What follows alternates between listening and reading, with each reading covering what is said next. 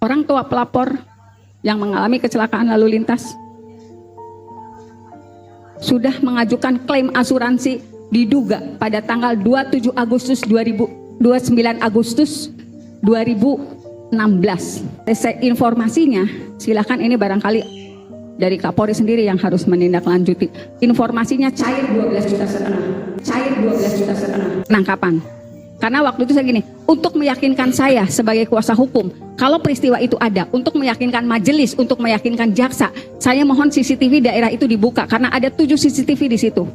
Kemudian dijawab seperti itu oleh anggota yang dihadirkan sebagai saksi, Gugun Gumilar, Supri, dan Jaya. Itu menyatakan saya terpaksa mengakui karena ditodong pistol oleh Bapak Rudiana. Ada kok di catatan saya, walaupun memang. Baik teman-teman, kembali lagi bersama saya Om Enol. Mudah-mudahan kalian semua selalu diberikan kesehatan dan rezeki yang berlimpah, amin ya rabbal alamin. Ibtu Rudiana diduga pernah mengajukan klaim asuransi kecelakaan Jasara Harja atas meninggalnya sang putra yaitu Muhammad Rizky alias Eki dalam insiden di Jembatan Talun Cirebon 27 Agustus 2016 silam. Nah, kata Bu Titin, banyak fakta-fakta di kasus Pinat Cirebon yang tidak banyak diketahui masyarakat umum. Selama ini keluarga korban termasuk Ibtu Rudiana bersikukuh bahwa kasus yang menewaskan anaknya dan Pinat adalah kasus pembunuhan dan pemerkosaan. Namun menurut Bu Titin sebenarnya mereka mengakui kalau kasus ini adalah kasus kecelakaan lalu lintas. Buktinya pada tanggal 29 Agustus 2016 atau 2 hari setelah kejadian, Ibtu Rudiana itu mengurus asuransi ke PT Jasara Harja sebagai korban kecelakaan. Nah, kata Bu Titin pada tahun 2016 itu untuk korban kecelakaan tunggal dapat separuh. Kalau ada lawan atau tabrak lari dapat 25 juta. Nah, itu sempat diurus. Namun dalam perjalanannya ternyata ada kesurupan Linda yang menyebut Pina dan Eki meninggal karena dibunuh. Nah, akhirnya Ibtu Rudiana pun berubah pikiran hingga menangkap 9 orang dan menetapkan 8 orang sebagai tersangka. Lalu sebulan kemudian pengajuan asuransi Jasara Harja pun dibatalkan oleh Ibtu Rudiana. Nah, Titin mengklaim pernyataan ini benar dan sesuai fakta. Titin berharap pihak kepolisian bisa membuka fakta ini. Nah, intinya kata Bu Titin dari penelusuran ayah korban meyakini kecelakaan karena pernah mengurus pengajuan pemohon Jasara Harja. Seperti apa videonya? Yuk kita simak. Let's go. Orang tua pelapor yang mengalami kecelakaan lalu lintas sudah mengajukan klaim asuransi diduga pada tanggal 29 Agustus 2016. Informasinya, silakan, ini barangkali dari Kapolri sendiri yang harus menindaklanjuti. Informasinya cair 12,5 juta. Cair 12,5 juta. Karena ternyata saat berjalannya proses dari dakwaan saja sudah banyak masalah. Misalnya gini, pada dakwaan Sakatatal itu Peggy yang disebut DPO oleh jaksa disebutkan turut melakukan pemerkosaan. Tetapi di dakwaan nomor 4 Peggy hanya meraba-raba. Silakan itu diperiksa oleh kejaksaan. Jadi orang yang sama di peristiwa yang sama melakukan tindakan berbeda di dakwaan Sakatatal dan di dakwaan 5 terdakwa waktu itu. Di dakwaan Sakatatal itu Peggy turut memperkosa yang pada akhirnya dibebaskan di Prapin. Tetapi di dakwaan orang dewasa Peggy hanya meraba-raba dan itu terkonfirmasi ketika Polda Jabar melakukan jumpa pers ketika Peggy tertangkap. Kemudian saya melihat itu rekayasa karena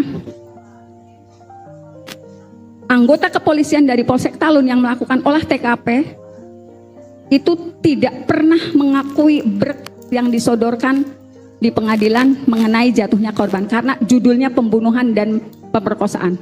Jadi waktu itu anggota Polsek Talun sudah menyatakan darah itu hanya berada di tubuh korban laki-laki, di tubuh korban perempuan.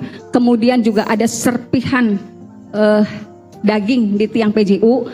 Kemudian juga ada warna motol yang nempel di median jalan. Jadi sudah disampaikan di persidangan dan mereka menolak sketsa yang disodorkan majelis. Apakah ini sketsa yang dibuat? Kami tidak pernah membuat sketsa itu. Sebetulnya sudah dijawab oleh anggota Polsek Talun yang menyatakan itu kecelakaan lalu lintas. Kemudian juga sebetulnya dari 2016 saya sudah mendapatkan informasi. Orang tua pelapor yang mengalami kecelakaan lalu lintas sudah mengajukan klaim asuransi diduga pada tanggal 27 Agustus 29 Agustus 2016. 27 kejadian, 28 dimakamkan, 29 Agustus 2016 saya mendapat informasi sebetulnya klaimnya diajukan. Kalau untuk waktu itu kan kecelakaan tunggal. Kalau untuk anggota TNI dan Polri, anggota keluarganya walaupun kecelakaan tunggal mendapatkan penggantian dari jasara harja, nilainya hanya separuh dan sudah di ACC informasinya. Silakan, ini barangkali dari Kapolri sendiri yang harus menindaklanjuti. Informasinya cair 12,5 juta. Tapi karena pada tanggal 31 dini hari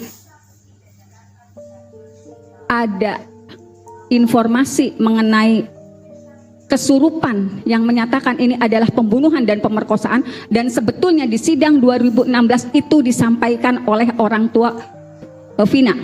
Sebetulnya saya nggak tahu masalahnya, saya taunya kecelakaan, tapi tiba-tiba ada yang kesurupan itu pembunuhan, pemerkosaan, terus saya dikasih tahu. Jadi gitu. Jadi berubahnya konstruksi kecelakaan itu setelah adanya rekaman kesurupannya Linda. Tapi waktu itu tidak disebutkan nama Linda. Di persidangan hanya disebutkan temannya Vina ada yang kesurupan dan menyatakan ini pembunuhan dan pemerkosaan. Itu disampaikan di persidangan oleh orang tua korban, dan saat itu orang tua korban perempuan meyakini informasi dari kepolisian.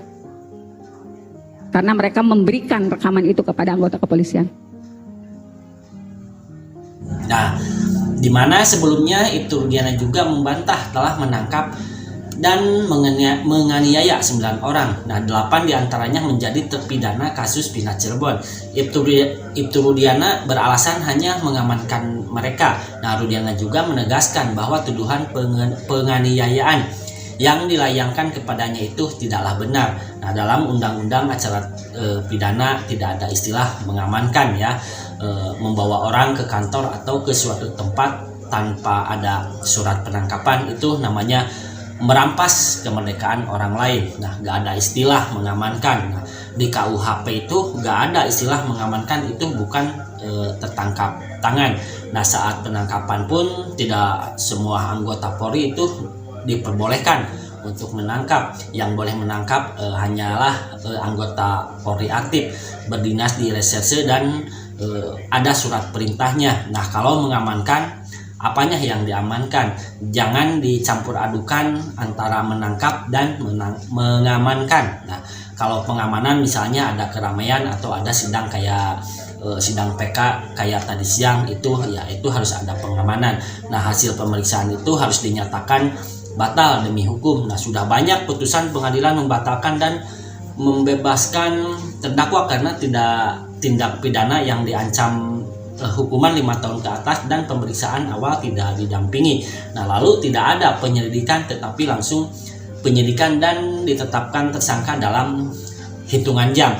Nah, mudah-mudahan saja ini hanyalah ilusi kasus ya. Semoga tidak terjadi di Indonesia. Kalau itu benar ya Pak Kapolri harus mendengar. Dan berikut adalah videonya Bu Titin menceritakan di mana saat sidang 2016 itu sangat mencekam, bahkan Bu Titin juga sempat terintimidasi dan bahkan Rudiana juga sempat menodongkan pistol ke Jaya. Seperti apa videonya? Yuk kita simak. Let's go. Penangkapan. Karena waktu itu saya gini, untuk meyakinkan saya sebagai kuasa hukum, kalau peristiwa itu ada, untuk meyakinkan majelis, untuk meyakinkan jaksa, saya mohon CCTV daerah itu dibuka karena ada 7 CCTV di situ.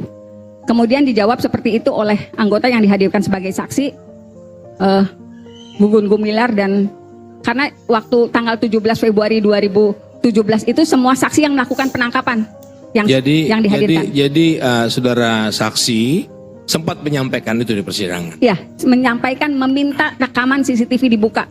Yang pertama jawaban anggota kepolisian, CCTV tidak bisa dilihat karena gelap. Jadi saksi sebagai PH apa masih sempat Meminta. memberikan Bukan, menyampaikan saya seperti itu? meminta paksa. Meminta, Ya. gitu kan. Kemudian CCTV tidak bisa dibuka, jawaban anggota yang lainnya tidak bisa dibuka karena anggota Polres Cirebon tidak ada yang memiliki keahlian untuk membuka CCTV.